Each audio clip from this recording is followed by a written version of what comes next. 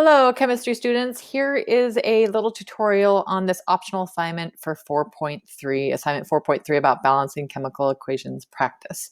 So the first thing to do is to play around with at least one of the online balancing games. There are three here. So I'm going to start off with the PhET balancing, kind of give you a little introduction to that one. So this one, as soon as you open it, it comes to the introduction screen where you'll ask for introduction or the game. I strongly encourage that you go to the introduction. And when you open it, there are three options. There's make ammonia, separate water, or combust methane. So as we make ammonia, if we hit the up button, you'll see here is a little molecule of N2. I'm going to hit a 1 button for a 1 molecule of H2. And here we have 1 molecule of NH3. So if you look at this does not actually balance. There are 2 atoms of nitrogen for 1 atom of nitrogen on this side. So remembering these 2 sides need to balance. So what we need to do is increase the number. So we've got 2 N's here, we've got 1 N here.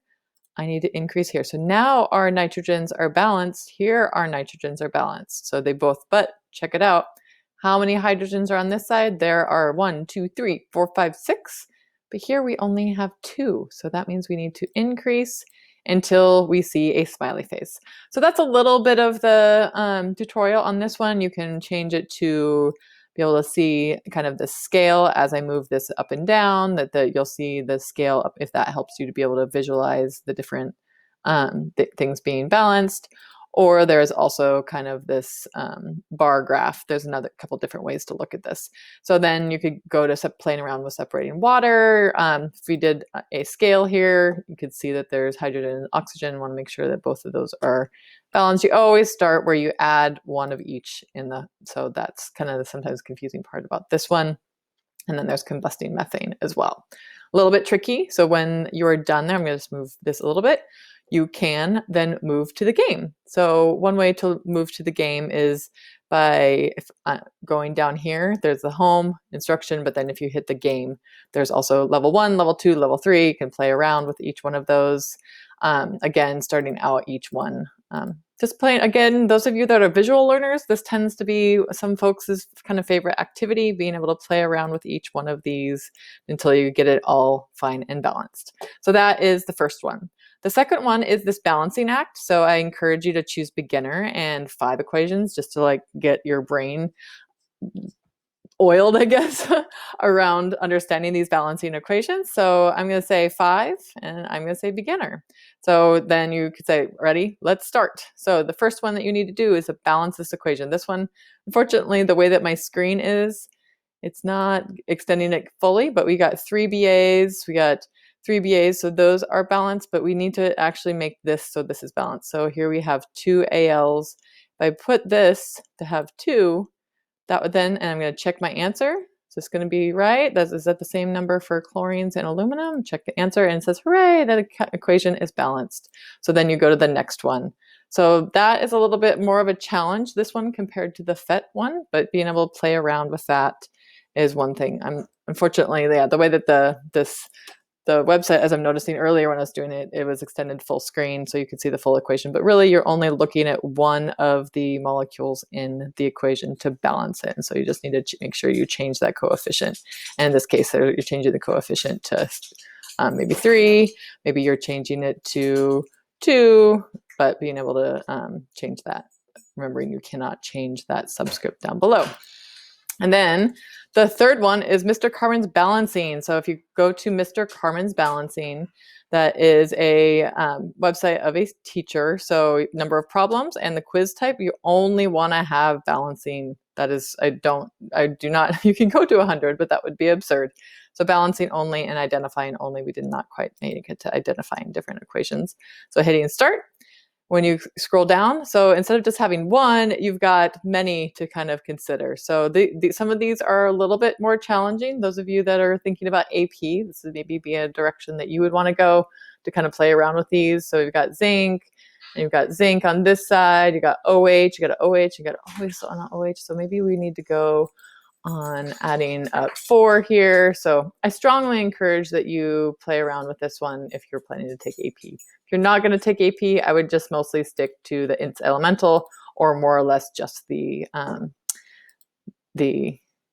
making ammonia, separating water, and combusting methane. So that's a little introduction to that step 1. Step 2 is to choose either a piece of paper, a Google Doc, or a text entry. So if I click on this Google Doc, this will have the same information that's in step 3. Step 3 is going to open up that Google Doc, and it's going to say, oh, do you want to make a copy? So yes, you always make a copy. So then you have your own, and it's not just having to edit what I've given you. So you'll have some balancing practice. So we've got CO2 plus H2O gives us C6, H12O6, and O2.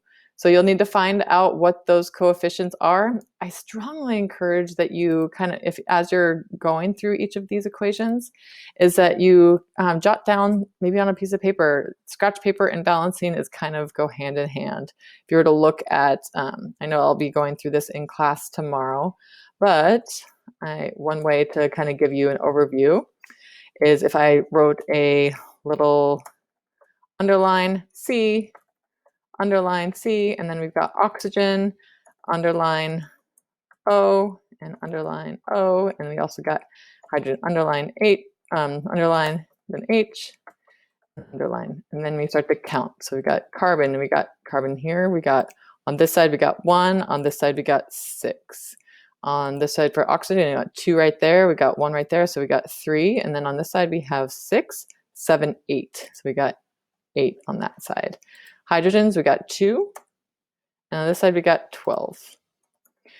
You're like, okay, how am I going to balance that? So the first thing that we can try to do in order to get it to start to balance is, okay, we know we have 6 on this side, we have 1 on that side of the carbon. So it's good to start at kind of the beginning of the equation. So I'm going to put in the number 6. If I put in the number 6 right here, that's going to change the number of carbons. That's going to change our number of carbons to 6. So, and then this, we're going to change our oxygen. So 6 times 2 is 12, plus 1 is going to be 13. And then what's going on? Oh no, everything's kind of weird and wonky and strange. You're like, ah. So I'm going to give you a little tip whenever we have these equations. So now we have 6, and what we actually need to do is we need to increase our number of hydrogens here. So I'm going to put a 6 right here. So what does that then do to our hydrogens? Those hydrogens, because there's 12 here, there's 6 times 2 is 12. So that's going to have 12. Oh, wait a second. That hydrogen is now balanced, but that also changed the number of oxygen. So 6 times 2 is 12. Now 12 plus 6, because 6 times 1, 12 plus 6 is going to be 18. So we got 18 total. We got 6 on this side. And so 6 minus 18, how many are we now accounting for? So we need to account for 1. We've got 8. We got to get 10 more. So what number are we going to put in front of here to get that balance? We got 6 plus, okay, we're thinking here. What would happen if we put the number 5 here? So 5 times 2 is 10, plus 6 is 16. So that's not quite enough. So what would happen if we put the number 6 right here? So 6 times 2 is 12, plus another 6 is going to be 18. So then we have a balanced equation. So you could tell balancing these equations is quite tricky. I gave you a little bit of a challenging one to start out with, but know that some of these are going to be a little bit easier. I encourage you to try them, and if you get really stuck and you're like, I can't do this, reach out to me. Or if you get really stuck, you can also move on to the next one, and that might help you out. So again, once you're done, if you want to get a credit for this, make sure that you submit the assignment. You can submit the assignment through a text entry. You can submit it by doing a file upload. You can do it by doing your copying your URL. Make sure whenever you copy that URL that you go into your copy and that you change this link to the people that are in there. Portland Public Schools is not only a viewer, but also make me a commenter. So that's going to be super essential in order for you to, for me to be able to, if you submit it that way. Also, a video recording, if you wrote it on paper, you can just hold it up to the screen. And so those are your last steps. In order to get that all set up, I do predict those 5 equations will take you around 40 minutes. And if you need one more little support, know that you can watch this video from Tyler DeWitt. Please reach out again if you need any help or anything at all. Take care.